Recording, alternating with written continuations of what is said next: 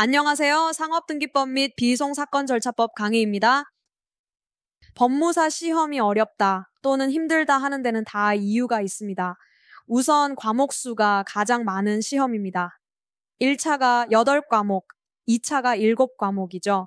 그런데 다들 만만한 과목도 아니에요. 민형상 기본 3법에다가 민소, 형소, 거기에 온갖 절차법이 다 들어가 있습니다. 상업등기법 및 비송사건절차법도 간단치는 않습니다. 다만 다행스럽게도 상업등기법은 상법과 상당 부분 겹쳐고 등기 절차는 부동산 등기법과 거의 같습니다. 그래서 상법과 부동산 등기법을 먼저 공부하고 상업등기법을 보시면 훨씬 가볍게 마스터할 수 있습니다. 비송사건절차법도 민법, 민사집행법, 상법에 나오는 비송사건을 하나로 모았다고 할까요? 다만 비송사건의 절차 정도가 덧붙여지는 것인데 이런 특징을 알고 접근하시면 시간을 많이 줄일 수 있습니다. 먼저 교재 구성을 살펴보겠습니다. 다른 교재와 다른 점은 상업등기법을 제1편, 비송사건절차법을 제2편으로 해서 서로 분리했다는 점입니다. 어떤 이유인지 모르지만 시중 교재들이 이 두 개의 법을 섞어두고 있는데 이 교재는 이 부분을 바로 잡았습니다. 그리고 상법에서 다루고 있는 내용을 상업등기법에서 다시 반복하지 않도록 했습니다. 먼저 제1편 상업등기법을 보겠습니다. 6개의 장으로 구성되는데요. 제1장 총칙, 제2장 등기의 신청, 3장 등기의 실행, 여기까지는 총론에 해당하는 부분입니다. 그리고 강론에 해당합니다만 제4장 개인상인에 관한 등기, 제5장 주식회사에 관한 등기, 그리고 제6장 기타 회사와 조합에 관한 등기 이렇게 구성됩니다. 말씀드린 대로 법인의 등기와 부부재산 약정 등기는 비송사건절차법의 내용이므로 제2편에 위치하고 있습니다. 오늘부터 시작하게 될 제1장 총칙은 제1절 상업등기제도, 제2절 등기기관과 장부, 제3절 공시제도 이렇게 되어 있습니다. 상업이라는 말을 부동산으로 바꾸면 부동산 등기법과 다를 것이 없습니다. 등기기관도 동일하고 장부나 공시제도도 같죠. 그래서 상업등기법은 상법과 부동산 등기법을 단순히 합쳐놓은 것이다 라고 말하기도 하는데요. 공부 순서는 당연히 상법과 부동산 등기법을 먼저 하고 그리고 상업등기법을 보는 것입니다. 제1장 총칙, 제1절 상업등기제도, 로마자 1, 의, 상업등기의 의. 상업등기는 법령에 따라 상인에 관한 일정한 사항을 등기관이 공적 장부인 상업등기부에 기록하는 것을 말합니다. 상업등기법의 목적은 대외적으로 거래의 안전과 원활, 대내적으로 상인 자신의 신용 유지에 있다고 합니다. 상업등기에 관한 법규. 상업등기에 관한 실체법으로는 상법 채무자 회생 및 파산에 관한 법률, 자본시장과 금융투자업에 관한 법률, 법인의 등기사항에 관한 특례법 등이 있고 절차법으로는 상업등기법, 비송사건절차법, 상업등기규칙 등이 있습니다. 로마자 등기사항, 등기사항 법정주의. 등기사항 법정주의 개념은 부동산 등기법의 그것과 동일합니다. 법령에서 상업등기부에 등기하도록 정하여진 사항만 등기할 수 있고 임의로 기록할 수 없으며 설사 등기를 했더라도 등기로서 무효라는 것이죠. 임시의 지위를 정하는 법원의 가처분은 등기사항이 아니죠. 법적인 성격으로 보면 당연히 등기를 할 만한 사항이지만 법령에서 등기하라고 규정하고 있지 않기 때문에 등기할 수 없습니다. 개인상인, 회사, 합자조합의 등기사항. 상업등기법은 등기사항을 등기의 당사자에 따라 개인상인에 관한 등기사항, 회사에 관한 등기사항, 합자조합에 관한 등기사항 이렇게 셋으로 나누고 있습니다.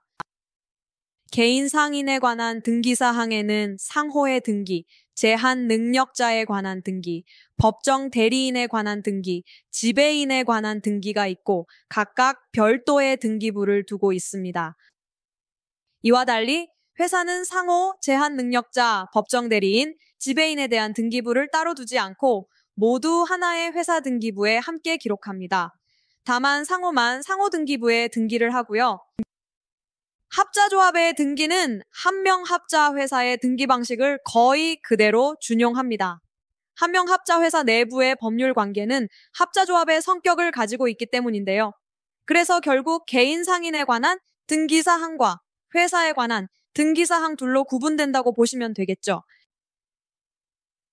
다른 교재는 회사에 관한 등기사항을 하나로 묶고 있지만 이 교재는 주식회사와 나머지 회사로 구분합니다.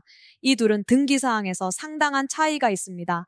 그러면 기출 잠시 보고 가시죠. 1번 등기사항에 대한 거죠. 통과.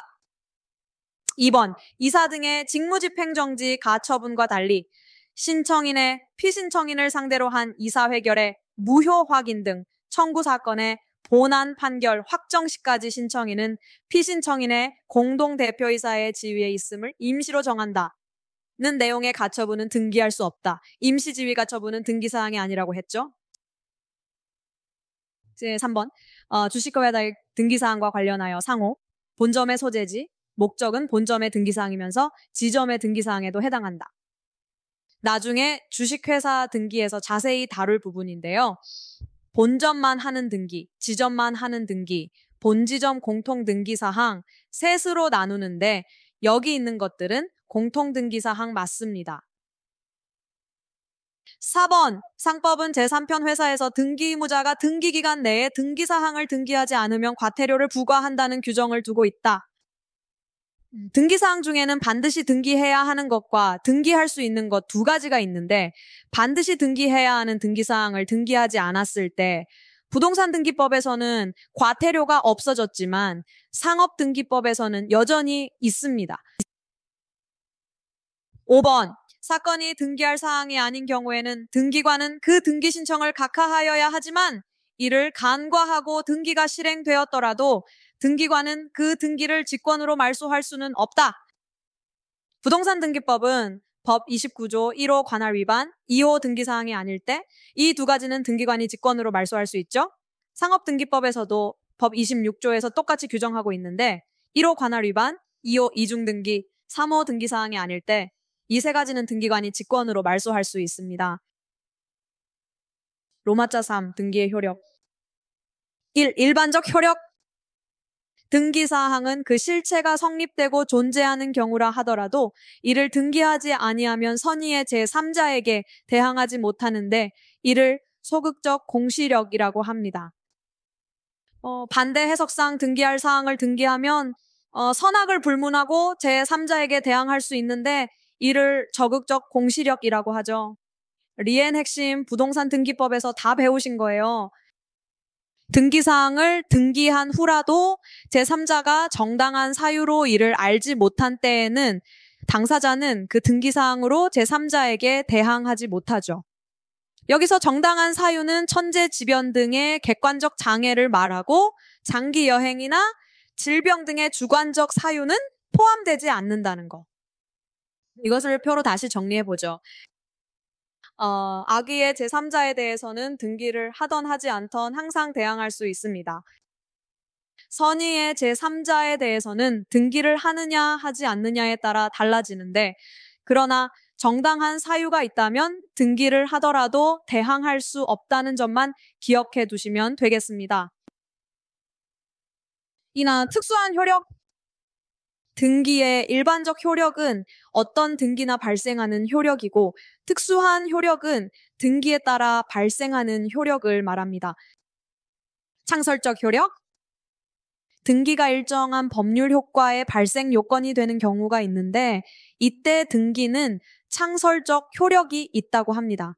창설적 효력을 가지는 등기는 회사의 설립합병 등기, 주식회사의 분할합병의 등기, 유한회사의 자본금증가의 등기 등인데 이때는 등기를 해야 회사의 설립, 합병, 분할합병, 증자의 효력이 발생합니다. 대항력.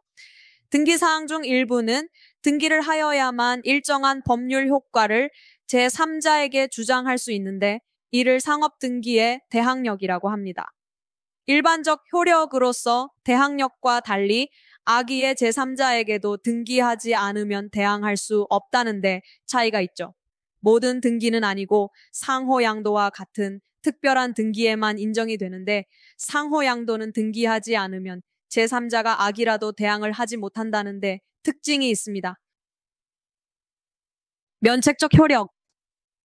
한명회사와 합자회사의 사원은 퇴사 등기를 한 때로부터 2년이 경과하면 퇴사 전에 발생한 회사의 채무에 대해서 책임을 면하게 됩니다.